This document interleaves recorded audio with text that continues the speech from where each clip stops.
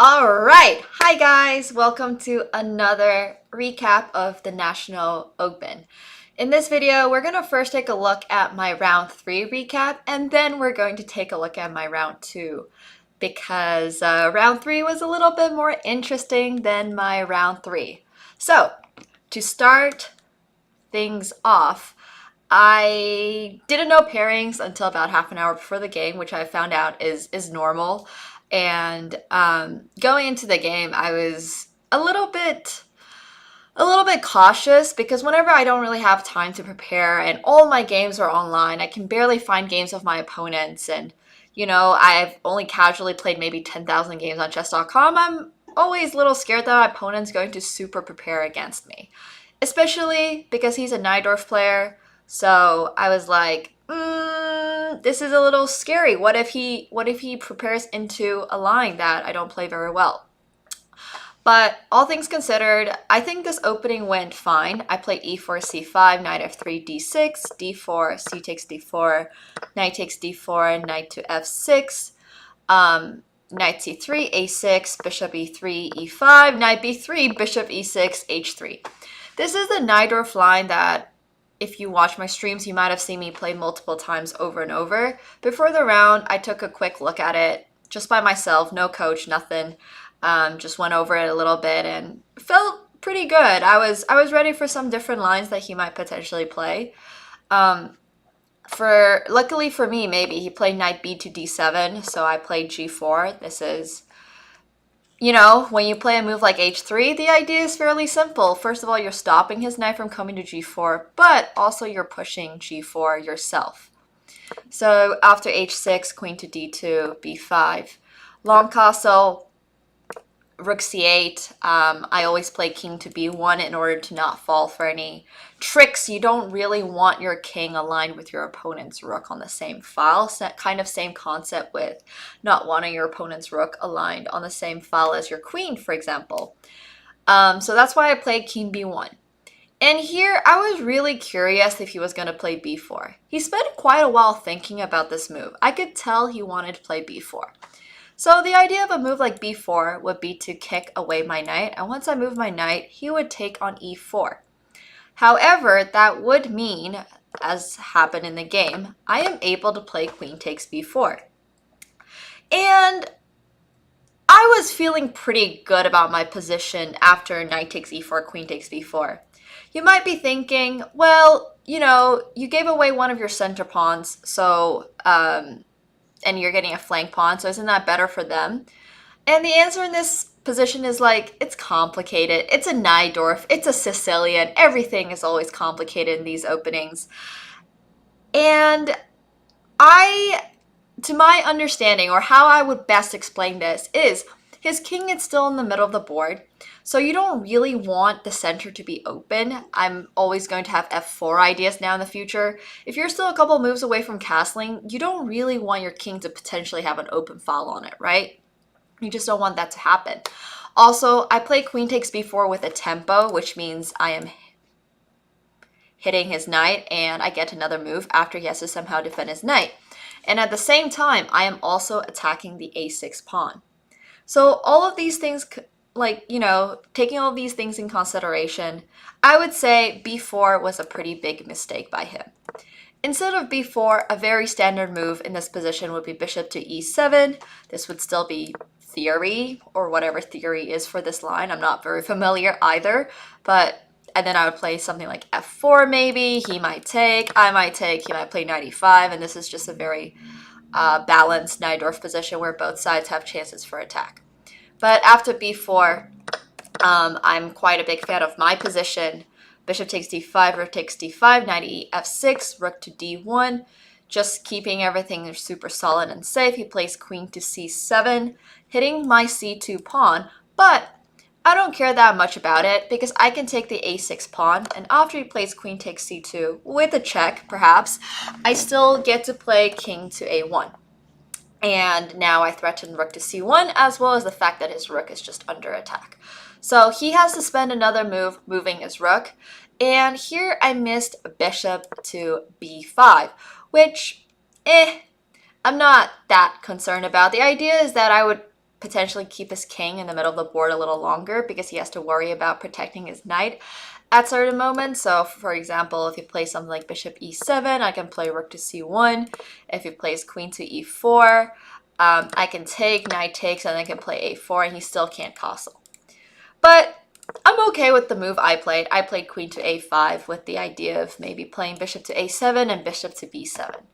So after bishop e7, I do exactly that. I play bishop a7. If he goes rook to a8, I have bishop to b7. And once he goes rook to d8, I can go rook to c1. His queen is basically stuck out here. He can really only go to like g6.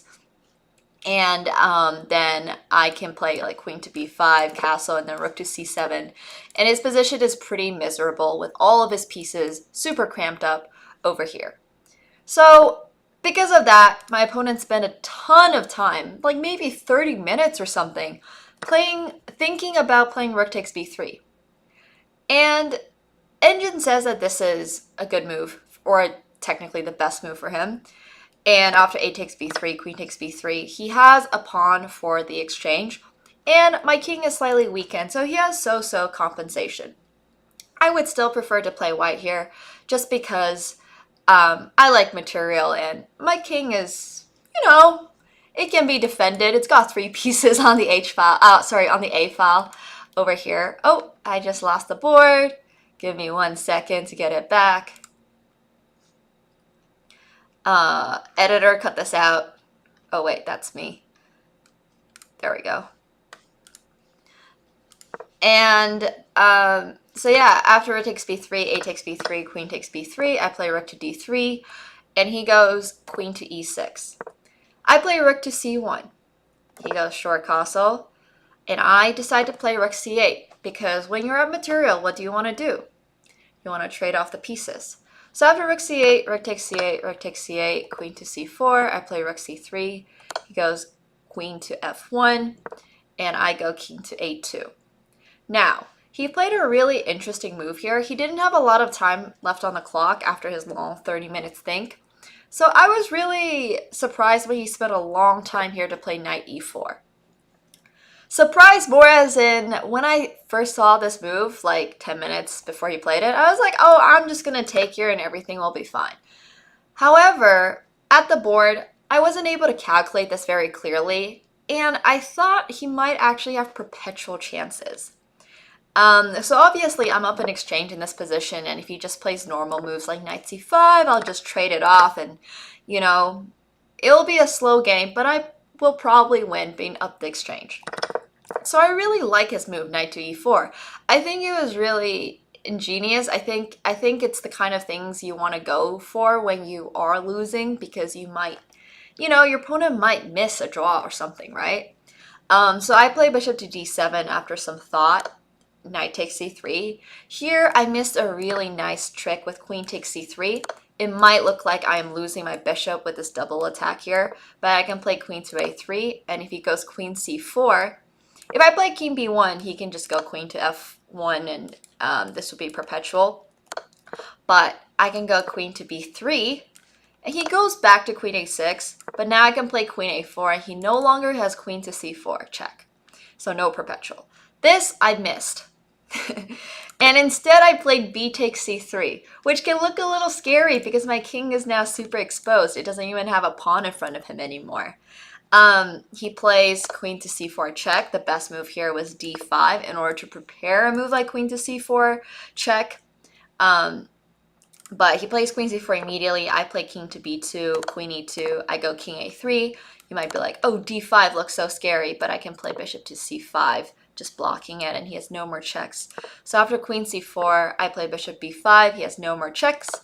d5, king b2, queen f4, bishop to e3, queen f3, and now I decide to go for the queen swap with queen c7, hitting this pawn, also threatening queen c8 and queen f5.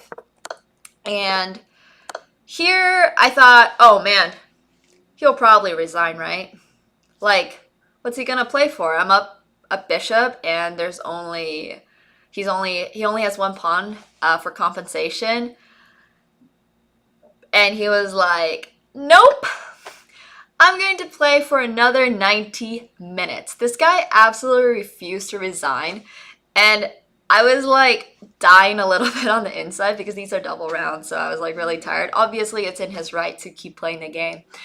But I was like, oh man, he was in time trouble for most of this game. There's no way that after move 40 and after another 30 minutes is out, he's going to spend all that time too, right?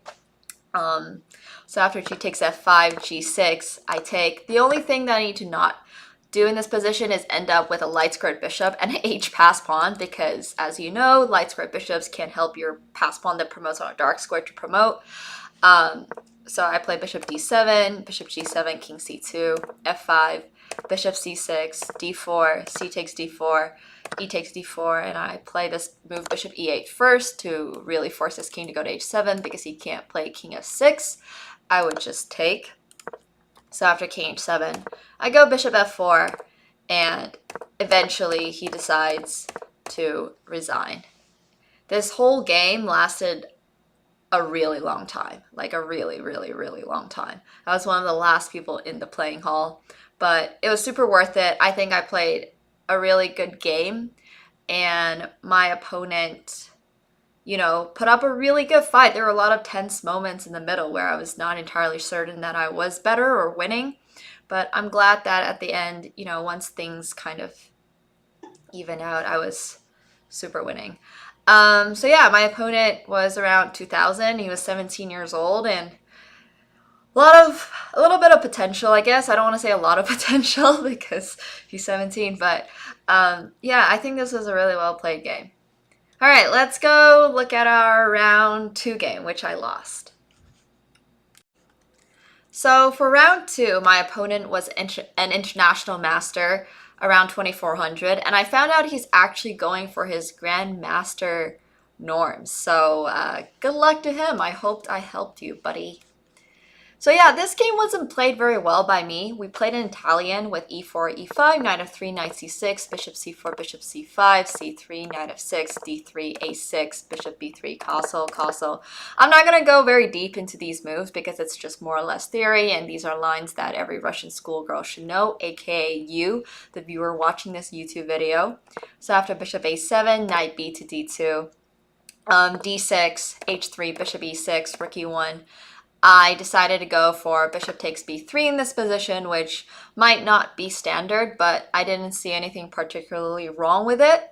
Usually they hide their bishops on c2 in order to not trade up the light square bishop and push d4 in the future.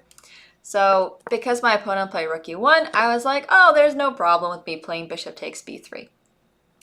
After queen takes b3, I played rook to b8, which in hindsight, I might have preferred a move like b5 followed by knight to e7 than c5, following a lot of more common plans seen in the Spanish opening, which is also another favorite of mine. Because what ended up happening in the game was that this rook felt really misplaced on b8, and my bishop needed a little bit of protection. So after knight f1, I play h6 in order to stop bishop to g5.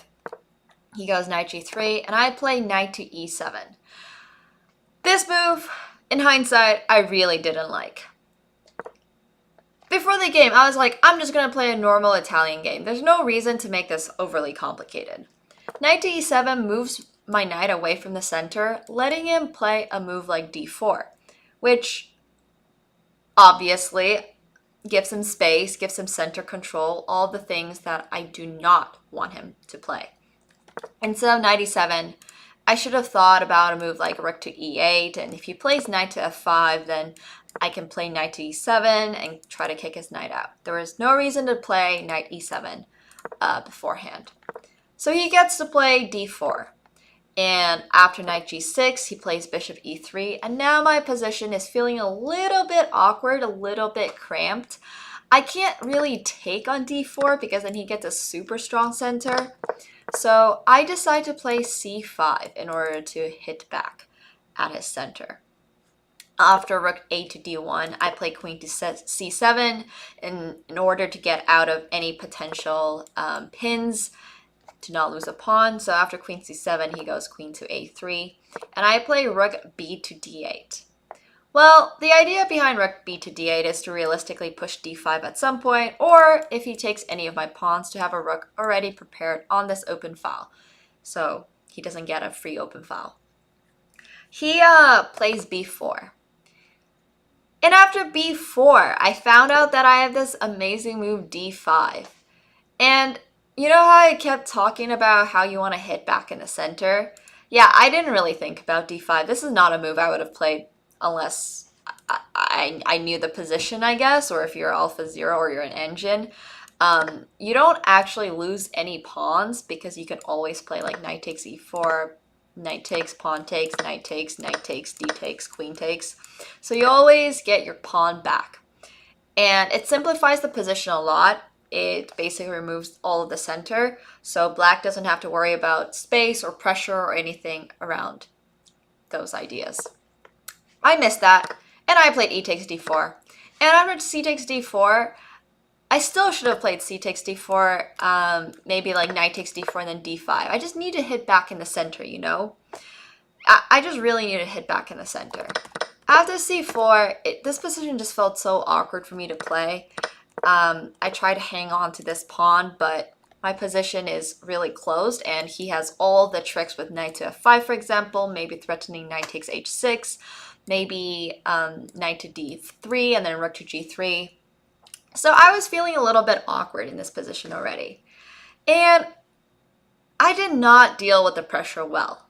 Not well whatsoever. After knight d4, rook a8, rook d to e1, I played a terrible move. I played knight to d7.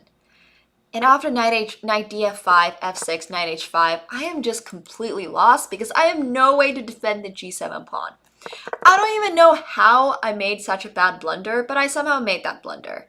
So instead of playing knight to d7 here, I could have thought about playing h5 in order, you know, he doesn't get any knight h5 ideas in the future. He also doesn't get any knight takes h6 ideas. I could have maybe played king to h7, and if you play knight d to f5, I could have tried to play rook e5 in order to not get hit by knight takes g7, knight h5. I could have done anything on the knight d7. After knight d7, the game was just over, and I resigned because I decided that I don't want to play against an international master down in exchange, about to be checkmated actually, and you know, it was a better usage of my time to just go rest and prepare for my next game. But yeah, so those were my 2 rounds from today. I got 1 win, 1 loss. I beat somebody around 2000, and I lost to the IM who was 2400. So all in all, it was a pretty good day. I hope you enjoyed this recap video, and make sure you're leaving a like as well as pressing the subscribe button and leaving a comment down below. Thank you guys so much for supporting me in my tournament. Thank you.